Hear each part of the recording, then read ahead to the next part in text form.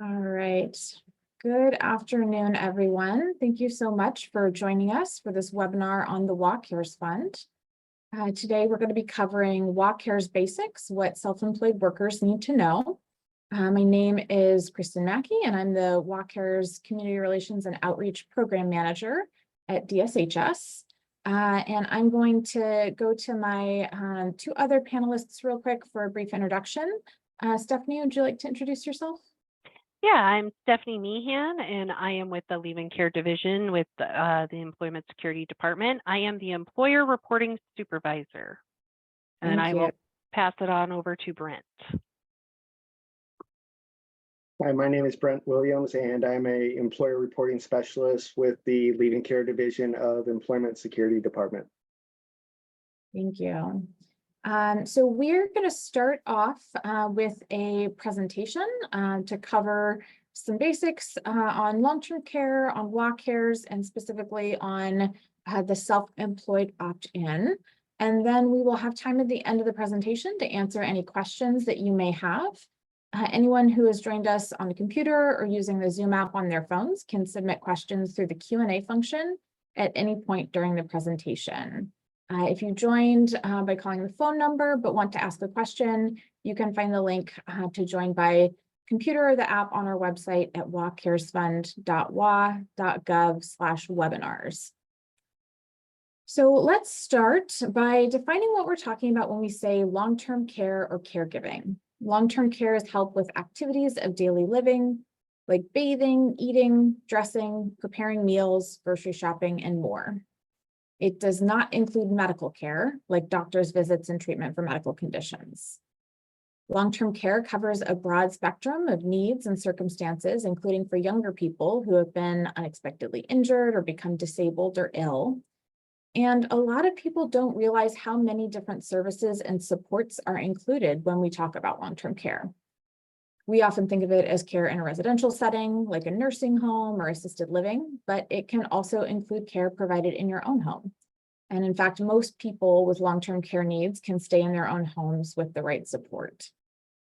It's also very common for family caregivers to not realize that they are a caregiver. You might go to your mom's house a couple times a week to cook meals, drive her to appointments, and make sure she's taken her meds, all of which are common care activities.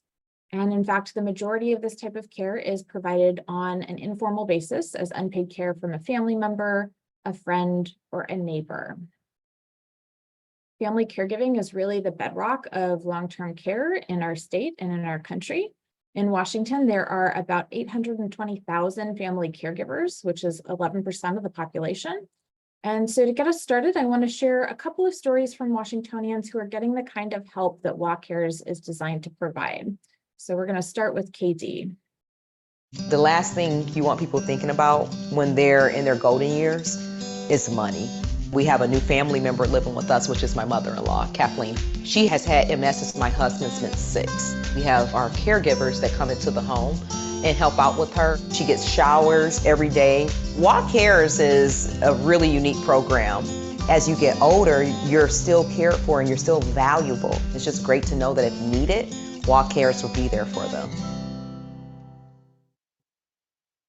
And then next we have Sally and Patty.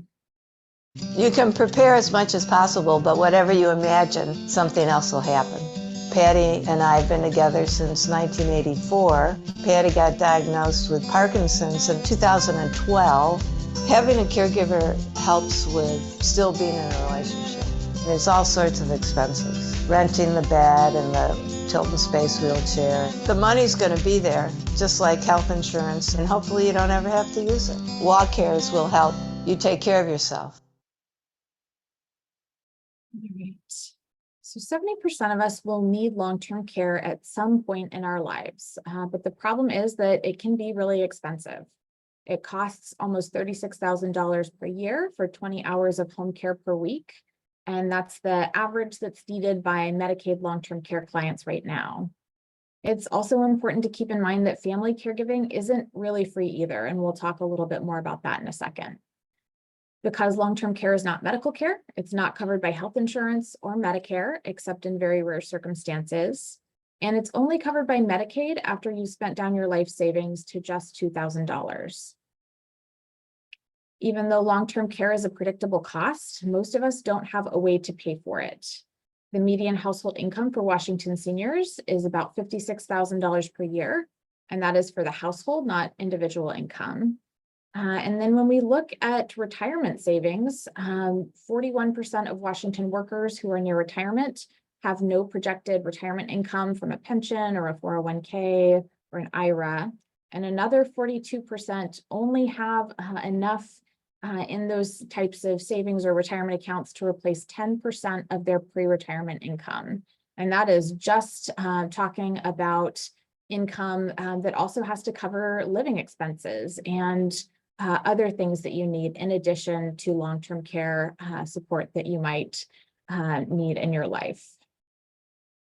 This is especially critical because our population is aging really rapidly. The number of people who are 85 and older, which is the blue line on this graph, will more than double between 2020 and 2034.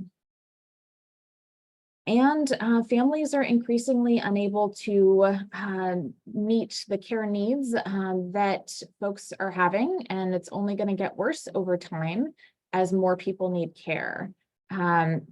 The caregiver support ratio, which is just the number of potential family caregivers for each person who needs care, is declining very quickly. And that means that a lot less family support will be available for people.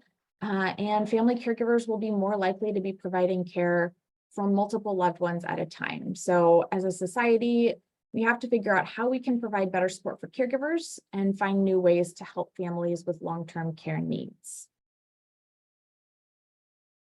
While walk cares may seem like a new expense for workers, it's important to keep in mind that the current system, where we really rely on unpaid family caregivers to provide the vast majority of care, isn't actually free for those families. Almost half of family caregivers experience a related financial setback, and on average, they spend about 25% of their own income on care-related expenses. It's really common for caregivers to leave the workforce early in order to provide care, and caregivers who are 50 and older and do this lose an average of more than $300,000 in wages and benefits. There are also impacts in the workplace. The majority of caregivers work full-time on top of their care and family responsibilities, and most report that it impacted their job in some way. Over half say that they have to go in late, leave early, or take time off to provide care, and 15% report reducing their hours. And these impacts can be even harder on self-employed workers. The hours you work may be tied directly to how much income you'll have. You may not have a team that can provide coverage while you're out to keep the work moving forward, and you may not have access to the same kinds of benefits as other workers. And while many caregivers find their role rewarding, it can also be highly stressful. Nearly 1 in 4 report that their health has worsened since they took on that role. Long-term care is also a significant driver of state budgets and accounts for roughly 8.9% of our state's budget. And while we don't often think about it, these costs are paid for by all Washingtonians through taxes on goods and services. As our population ages, those costs will rise accordingly. And without the Walk Cares Fund, sales and other taxes would have had to go up significantly to meet the needs of our aging population. So let's talk about how the Walk Cares Fund can help. Walk Cares is a long-term care insurance program in Washington state for Washington workers. It's an earned benefit, which means you contribute for a certain number of years in order to qualify for benefits. It's entirely self-funded by worker contributions, which go into a dedicated trust fund used only for this program. Workers contribute 0.58% of every paycheck to Walk Cares. And you can see here what this looks like for the typical worker who makes just over $50,000 a year and would contribute $291 each year, or about $24 a month. You only contribute to Walk Cares while you're working. Contributions stop when you retire or if you become unemployed. And everyone is covered at the same rate regardless of pre-existing conditions. When it comes time to claim your benefits, there are no copays, no deductibles, and you never need to file a claim or pay upfront for services. Instead, we connect you with contracted providers for the services that you want, and we pay them directly. For most workers in the state, contributions to the program began in July of this year. For self-employed workers, contributions begin the quarter after you opt in and apply. And then benefits will become available for all workers who have met contribution and care need requirements in 2026. This is what those contributions can look like over the course of your career. That typical worker income that we talked about is just about at the level in green here in the middle. And you can see that about $290 in contributions each year totals out at $8,700 over 30 years. Everyone who is contributing to the WAC Cares Fund more than 500 hours per year is earning benefits. So that includes workers who are part-time workers or temporary workers. And by contributing for a certain number of years, you earn access to the either the full or partial benefit amount. So there are 3 pathways to meeting the contribution requirement. The first is early access. And this is for workers who haven't yet been able to earn lifetime access, but have a care need either while they're working or soon after leaving work. And to qualify for this pathway, you need to have contributed for at least 3 of the past 6 years at the time that you apply for benefits. The next pathway is lifetime access, and this is the pathway that we expect the majority of Washington workers will use to qualify for benefits. So to use this pathway, workers must contribute for 10 years in total without a break of 5 or more consecutive years. And finally, we have a special pathway just for people who are near retirement. So if you were born before 1968 and are therefore nearing retirement as the program begins and unlikely to be able to qualify for that 10 years pathway, you can still earn 10% of the full benefit amount for each year that you work. So for example, if you work and contribute for 3 years, you'd earn 30% of the full benefit amount. New retirees have permanent access to whatever percentage of the benefit amount that they earn at any time that they need care. They're also able to qualify through one of the other pathways if they meet those requirements instead. And just a special note for self-employed workers, for calculating that 500-hour per year requirement, that is done by dividing the wages that you have by the current state minimum wage. Once workers meet contribution requirements and need help with at least 3 activities of daily living, they can get access to a $36,500 budget for services and supports.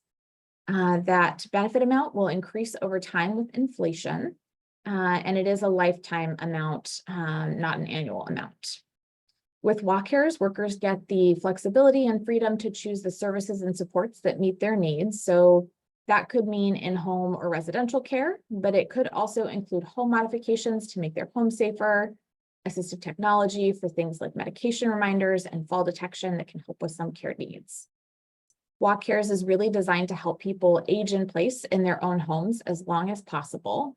And WAC Cares has many options to help provide support for family caregivers.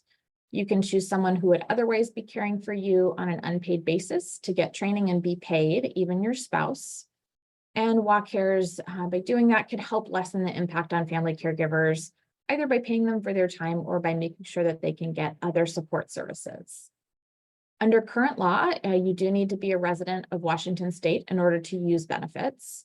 However, the Long-Term Services and Supports Trust Commission, which oversees WAC Cares, has recommended to the legislature that benefits be made portable for people who contribute but leave the state before they need care.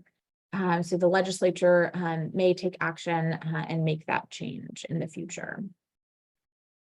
We get asked a lot about how far that benefit amount will go, and it won't cover 100% of care for everyone, but it would cover the amount of in-home care that the average Medicaid client uses for roughly a year. So for about 1/3 of people who need care for a year or less, WAC Cares may be able to cover all the care that they need, depending on what types of services and supports they choose.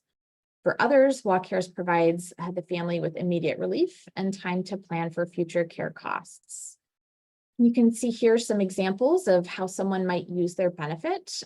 They could pay a family member to care for them for about 10 hours per week for 2 years and get care supplies for about $33,500. Or they could choose services to help them stay safely in their own home. They could purchase about $15,000 worth of renovations, like bathroom modifications or a wheelchair ramp to improve their home's accessibility. They can get an electric wheelchair or a scooter and have meals delivered for 3 years for around $26,800. Or someone who needs long-term care due to an unexpected injury could get 20 hours of in-home care per week for a year, plus transportation to appointments and crutches for about $34,600. And next, I just want to give you a little bit of an overview of how the program is managed. So Walk Cares is a cross-agency program, and multiple state agencies have responsibilities in designing, developing, and implementing the program. So we've got folks from DSHS and ESD on the panel today. And this just gives you an idea of how you might interact with each agency. So if you have questions about opting in, ESD is the right place to go. And DSHS can answer questions about benefits and other general program questions. And in the future, you'll work with DSHS as you apply for benefits and get a care need assessment. HCA also has a responsibility for paying providers, and the Office of the State Actuary is responsible for ongoing analysis to make sure that the fund stays on solid ground financially.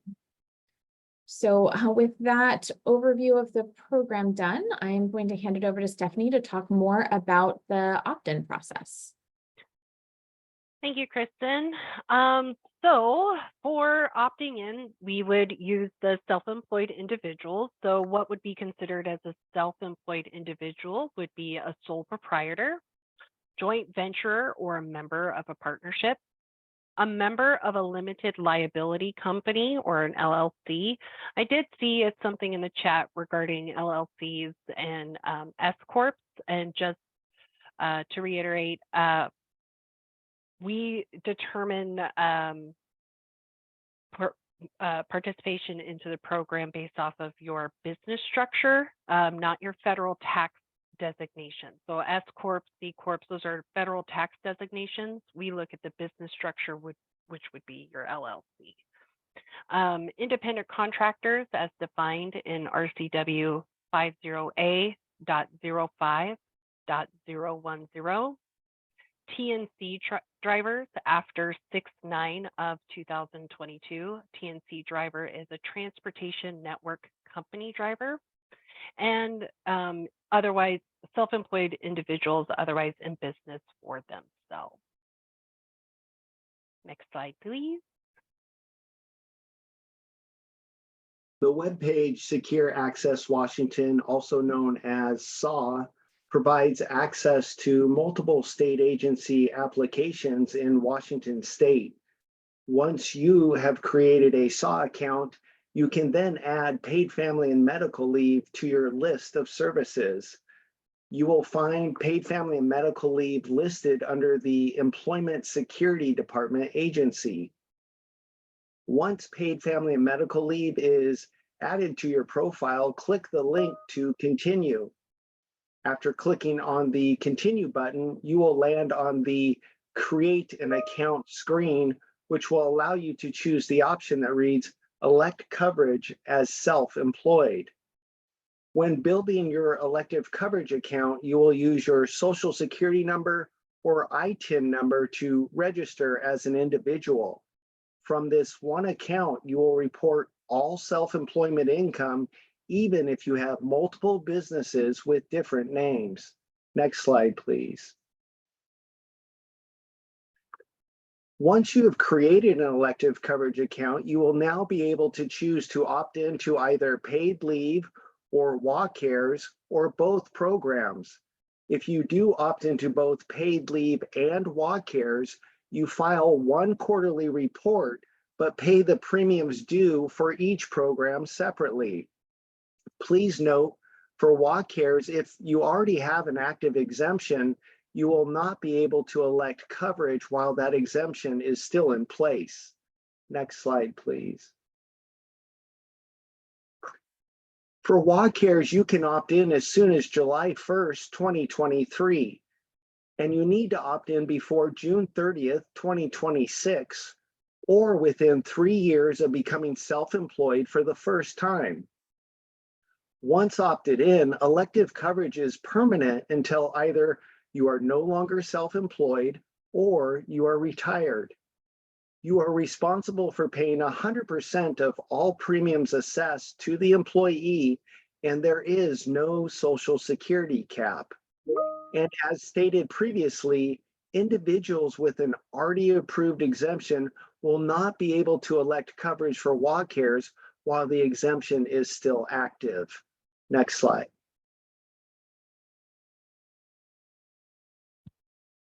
All right, next we will be talking about elective coverage premium. For the WACARES premium calculation, this is self-funded by employees, and so there is no employer portion of the premiums as there is with paid leave. So for WACARES, the premium rate will be 0.58% of your reportable income. Reportable income includes your net earnings and your gross wages paid to you from your business entity. There is no Social Security cap for WACARES. It does not apply. And as a reminder, withholding for WACARES begins for everybody on July 1st of 2023. Next slide. Now we're going to go ahead and discuss important dates.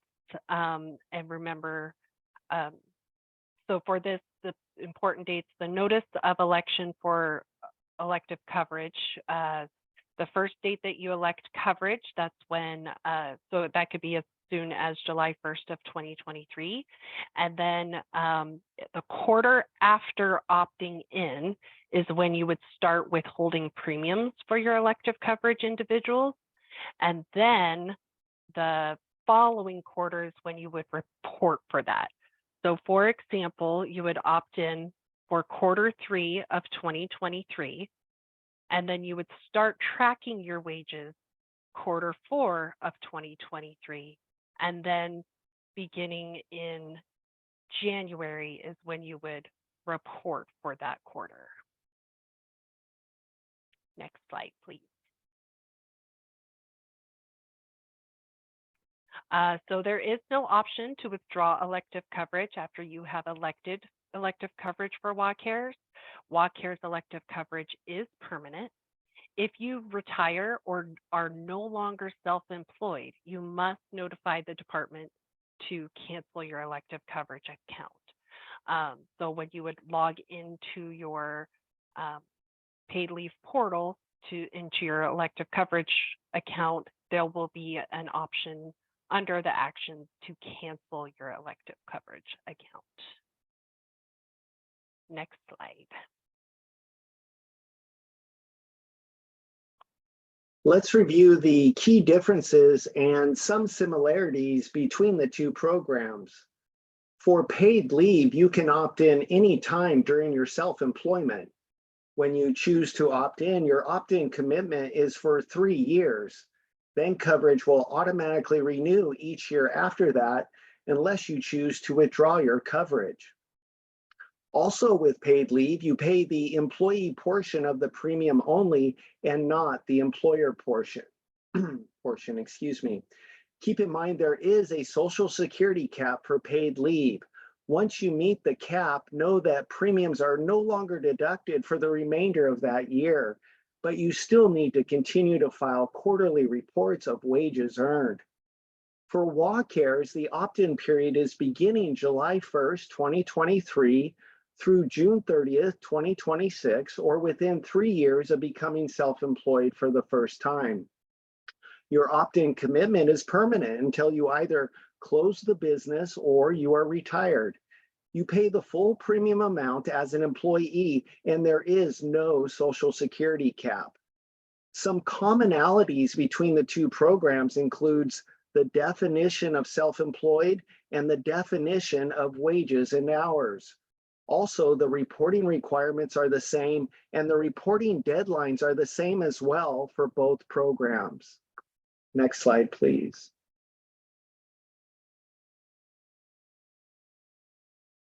All right. So with that, we are going to go to some of the questions and answers that we've got in the Q&A function. We've got lots already, but if you still have a question or if anything comes up as we're going through these, feel free to use that Q&A button and submit your question for us to answer. So the first question, we've got a couple versions of this in here, but several folks asking about what happens if the business owner decides to close and whether benefits are still available to them. So specifically, we've got one person asking, if you're no longer self-employed after you've contributed for 10 years, do you still qualify for full benefits? And ESD, do you want to take that one?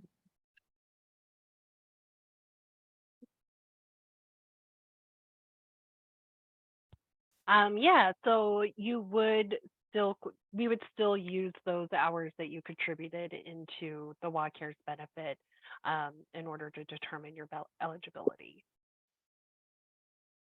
Thank you. And then we've got, let's see, if the business owner worked as an employee prior to opening a business, how are those hours accounted for in terms of WA Cares benefits? So if you contributed for 3 years as an employee and then became self-employed and opted in, how does that work? So for this, just like with the paid leave, we would use all of your hours that you had, well, within the qualifying period of what you contributed into either program to determine that benefit. So as long as it's within that qualifying period, both of those wages and hours would be taken into consideration for your benefit. All right. And then we've got someone asking about the benefit amount, whether that's indexed to inflation. The amount will be adjusted every year up to inflation. Yes. And then we've got someone asking what happens if someone is a part-time employee and an independent contractor for a different business? Yes, do you want? Yeah, so that's pretty similar to the question before. We would use both hours worked at each of those businesses, hours and wages for each of those businesses to determine what your benefit amount is for your qualifying period. Kristen, I would add to on the independent contractor side, if there's questions about that, they could always call our customer care team. We actually can help them determine if they're an independent contractor, and we'd be glad to help them with that process.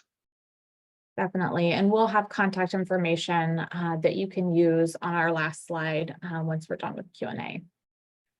All right, our next question is, if I have an LLC and use a payroll company, should I have WA Cares deducted from the paycheck or contribute directly as I do for, they said FMLA, but I think they mean paid leave there.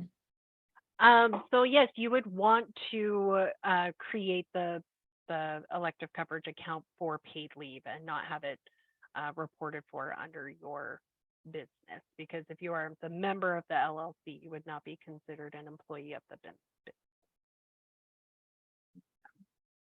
And then we've got someone asking about the contribution requirement of those 3 pathways we talked about for early access, which is for folks who have contributed 3 out of the last 6 years at the time they apply for benefits, asking when do those last 6 years start? They start at the time that you need care and that you apply for benefits. So this pathway is really designed for folks who have a care need either while they're working or soon after leaving work, who maybe haven't qualified through one of the other pathways, or perhaps you're someone who is retired, you have access to a partial benefit for your lifetime, but you end up needing care very soon after you leave the workforce, and then you can still access the full benefit amount through that early access pathway. And next we've got someone asking, I think we've already answered that one. Let's see. asking for an S corp. Is total income used to determine the premium or just wages paid to the owner? So the wages would be your net earnings and gross wages paid to you from your business entity. We've got someone asking if we're no longer self-employed and then cancel the elective coverage account and then later become self-employed again, do we restart the whole process? I believe you'll be able to elect coverage again, but I may need to come back to that one.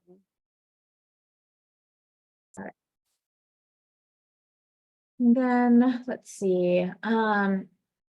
We've got someone asking for us to define retirement, which I think is probably in reference to that pathway for near retirees.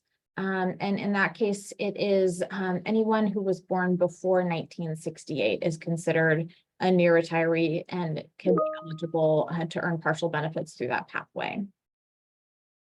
And then someone asking, does no Social Security cap mean you have to include that income with your earnings for every period? I'm not sure if that is that clear enough.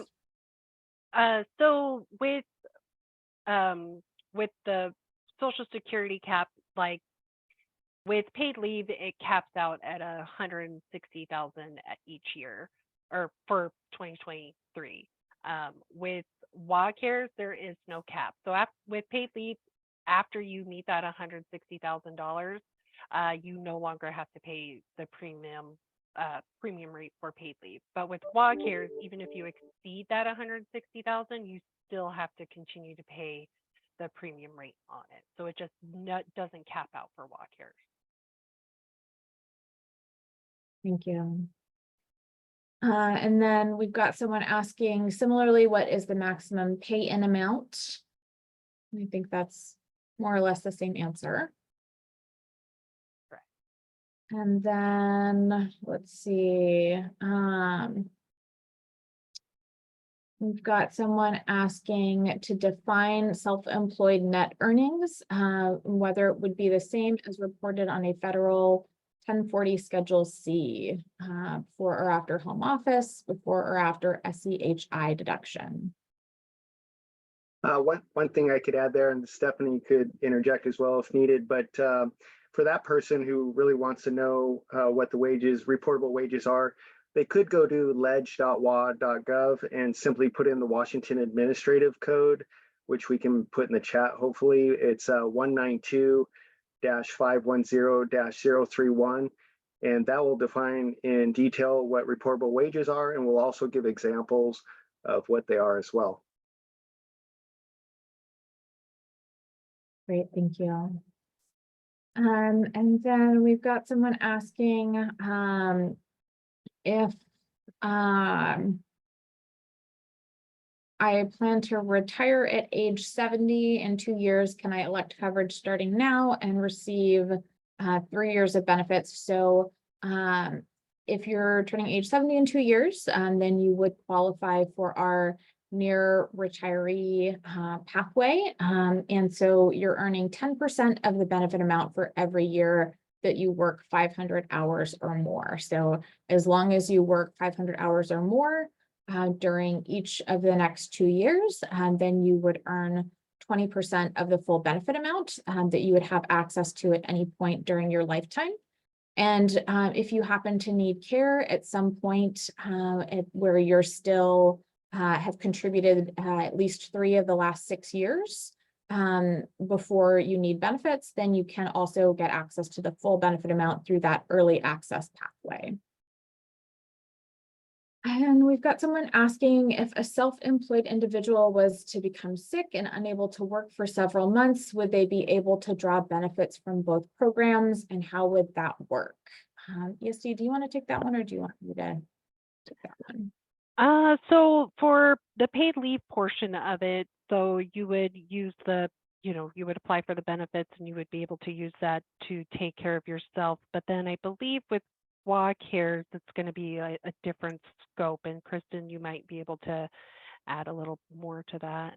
Yeah, so for WACARES, we are still working on the details of what makes someone an eligible beneficiary. So there would be an assessment that you need help with at least 3 activities of daily living. We're still, again, working on some of the details of that. It's possible that there would be a forward certification of needs. So basically a verification that you are going to need care for at least 3 months. That is still to be determined. So it will depend a little bit on how we work out those details. It's possible that you would qualify for WellCare's benefits, assuming that you've met both the contribution requirement and the care need requirement. And then we've got someone asking on a similar note, can the benefit be used for any family member? The answer is no. The benefit is used for your own care. So any worker who contributes, the benefit is for when they need care rather than when a family member needs care. And that's where it's a little bit different from paid leave. And then we've got someone asking if coverage terminates when I retire, can I still claim benefits after that? I don't expect to need WellCares until after retirement. The coverage doesn't terminate when you retire. You just stop paying in at the point where you retire.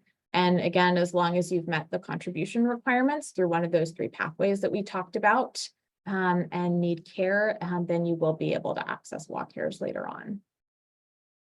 I've got someone asking what are the age restrictions, but I'm not sure what that is in reference to. So if you can clarify that and resubmit that question, that would be great. Then we've got someone asking, is a business owner who has W-2 employees required to participate, or is that an opt-in situation? Yes, Dee, do you want to take that one? Yeah, so it does depend on the business structure. So if they are a member of an LLC with employees, you are not required to participate. You don't have to opt in at all. If you are a corporate officer of a corporation, that is considered a business of or an employee of that business, and so they would be required to participate into the program. But they would not have to elect coverage. They would just be included on their business's quarterly wage report. Great, thank you. And next we've got someone asking, is the benefit amount determined by the premium amount? No, the benefit amount for most people is going to be just that full benefit amount of $36,500, unless you happen to be a near retiree who's earned partial benefits. But it's not determined by the amount that you have contributed. And then we've got someone asking if I retire from state service on July 1st, 2024, can I then become self-employed and continue to contribute to the fund and receive benefits? Yes, you can. You just want to make sure that you're still meeting that 500 hours per year requirement. So that you are getting those qualifying years, because you do have to work 500 hours per year in order to be earning those benefits. We've got someone asking, are contributions tax deductible as a business expense for a sole proprietor? I don't know if that's one we have an answer for. Yeah, we leave that to the tax professionals. We usually direct people to contact their local tax professional for those situations. Thank you. And then we've got someone saying, I signed up for WellCares but not paid leave. Are they 2 separate payments? And for clarity, they said I'm a sole proprietor. Yes, so for WellCares and paid leave, you would have to opt into each of the programs if you want to be covered under both programs, and it would be 1 report and 2 separate payments. Thank you. And then we've got someone saying, I opted in by mistake, a misunderstanding on the website, and don't want this coverage. How can I fix this error? You can contact us here at ESD 833-717-2273, and we would be happy to withdraw that for you. Thank you. Then we've got someone asking, is participation in paid family and medical leave subject to the same definition for an independent contractor as walk cares? It is, yes. The definition of self-employed is the same for both programs. Thank you. Then we've got a couple more folks who are still a little confused about the pathways. So I'm going to scroll back here to our 3 pathways for meeting the contribution requirement. So we've got someone asking, saying that they're 65 and self-employed and asking if they're only eligible for 30% of the total. Not necessarily. So it depends on when you need care and for how much longer you contribute. Even if you are someone who is a near retiree under that definition of being born before 1968, you can qualify through any of these pathways. If you happen to work, a little bit, about 10 hours per week, so you're meeting that 500 hours per year requirement, and you happen to work for 10 more years, then you would get lifetime access to the full benefit amount. And kind of similarly, if you need care and a point when you have contributed at least 3 of the last 6 years, so if you need care soon after retirement, then you can still access, again, that full benefit amount. The partial benefit is dependent on how many years you work, and that is really just to ensure that folks who are not able to meet that 10-year requirement can still get lifetime access to at least some of the benefit, to a prorated amount of the benefit, even though they are, near retirement and not going to likely be able to meet the 10 years pathway. And then we've got someone asking again about walk cares ending with retirement and what retirement means.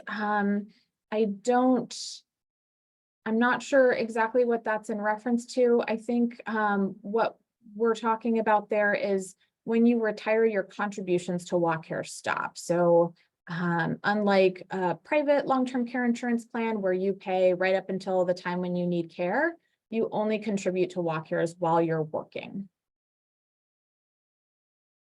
And then let's see.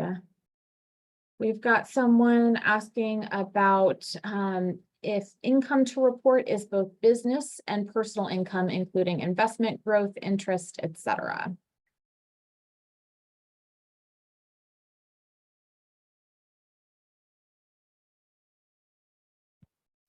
Sorry about that. The income, so it would be your gross wages, if any, that you would pay, that you are paid to yourself from your business entity, and then your net income related to your self-employment. So if you pay yourself through those various things, then you would include that in your reportable income. Thank you. And then we've got someone asking, what if I work during my PFML, and is there any hours limit to working? I'm not sure if I fully understand that one. Stephanie, did you? Yeah. So for PFML, you can use the benefit. You can work while you're using the benefit. So you don't have to take a whole week off of work. You could use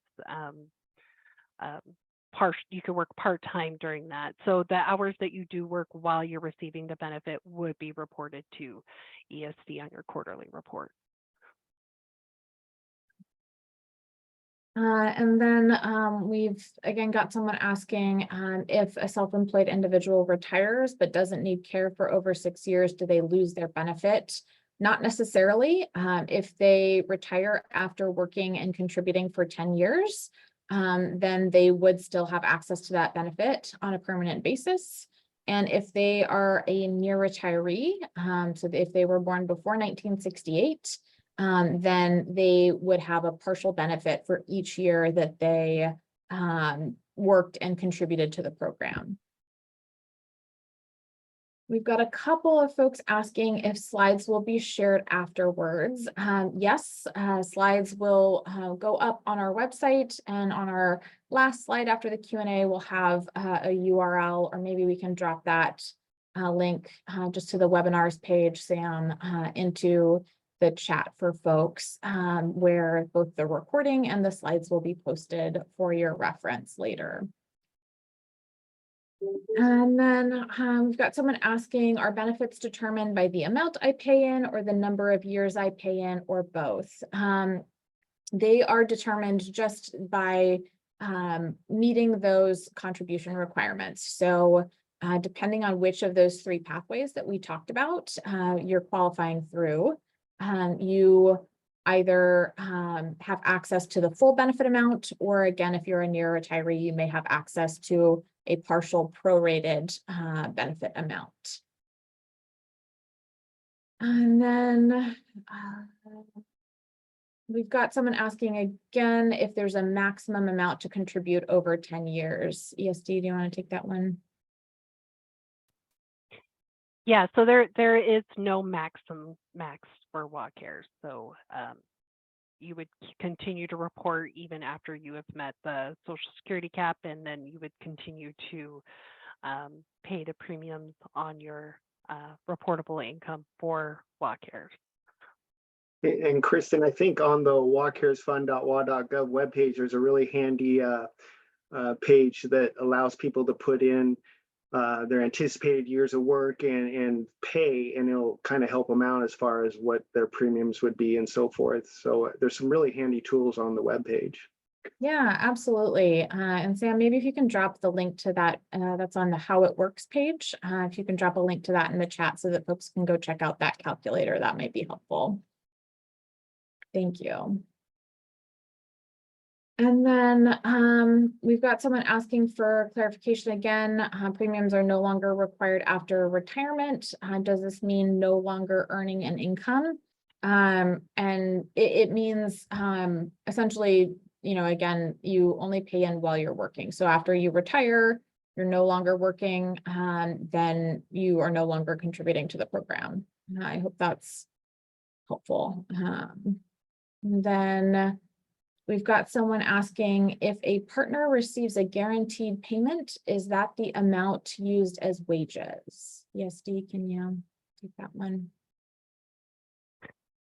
Is it a guarantee? I think I need a little bit more clarification on what a guaranteed payment would be.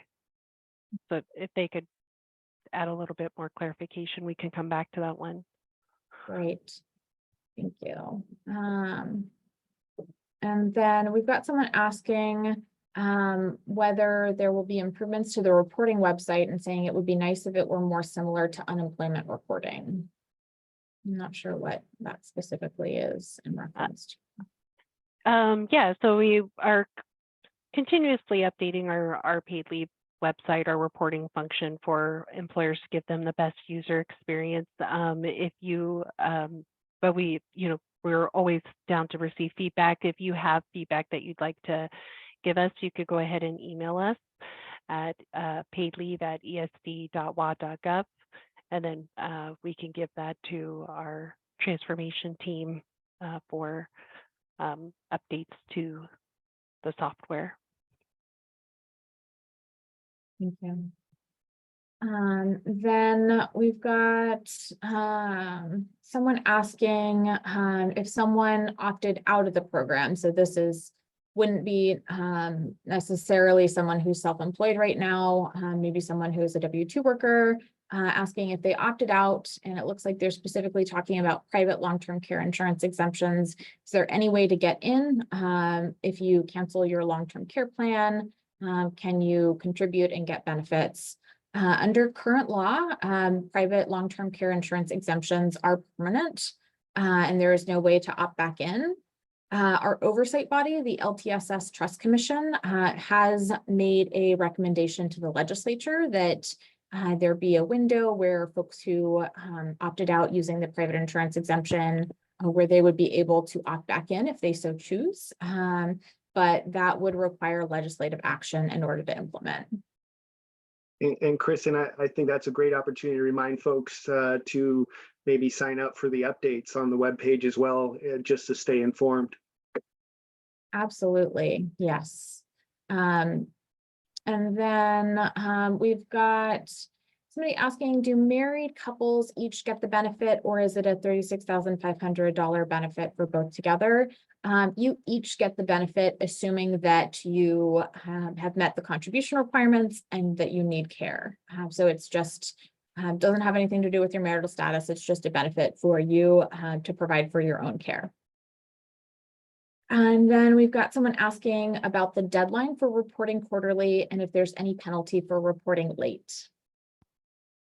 Yeah, so we do follow the same reporting deadlines as most state agencies. So for quarter one, those would be due on April 30th. Quarter two, they would be due July 31st. Quarter three, they would be due October 31st. And for quarter four, they would be due January 31st. At this time, we do not have any penalties or interest. However, as we continue to move forward with the program, that is something that will be happening in the future for late quarterly reporting. Thank you. And then we've got someone asking, once I start receiving Social Security benefits and keep working, do I report both as my quarterly income? No, Social Security benefits would not be considered part of your income. It would only be the business, the income you receive from the business. And then we've got someone asking, we've got a follow-up on that question about guaranteed payments for partners. I'm saying guaranteed payments are amounts paid to a partner regardless of profit or loss. So I don't know, Stephanie, if we want to drop maybe the RCW for what counts as wages or income in the chat, that might be helpful for folks with some of these really specific questions. Absolutely. I will get that over there. Just 1 second. We've got someone asking again about married couples. For a married couple that's business partners, does just one have to contribute for both to receive the benefit? No, the benefit is only, so if you work and are contributing and meet contribution requirements, the benefit is available to you for your care only. So it wouldn't be available to your spouse for care. I think where maybe some of the confusion is coming in is that if you need care and you qualify for your Walk Cares benefit, you can make your spouse a paid caregiver. And so then they would be paid to provide care for you. But the benefit is for providing services and supports for you, the person who has contributed and qualified for the benefit.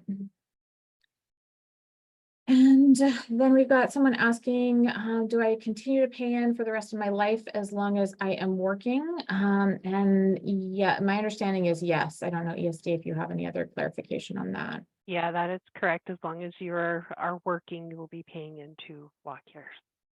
Thank you. Okay, whew, a lot of questions. We are just about at time here. So we have, I think, gotten through everything, and we're going to go ahead and close out for the day. Let me just restart our screen share. So before we close, we just want to give a quick recap of how Walk Cares can benefit you, your family, and your community. So you may benefit directly from Walk Cares if you opt in, or if you are a W-2 worker and contributing either by receiving care for yourself or getting help caring for loved ones. You may also see the impact of Walk Cares at work as your coworkers with caregiving responsibilities get more support.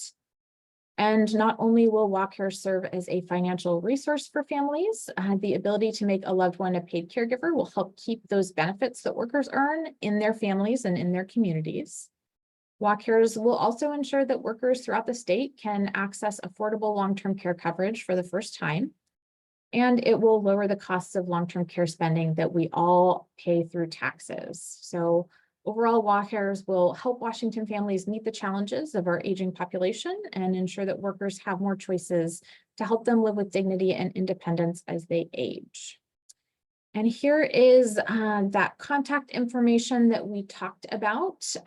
You can find more information on the self-employed opt-in on our website at wacaresfund.wa.gov/opt-in.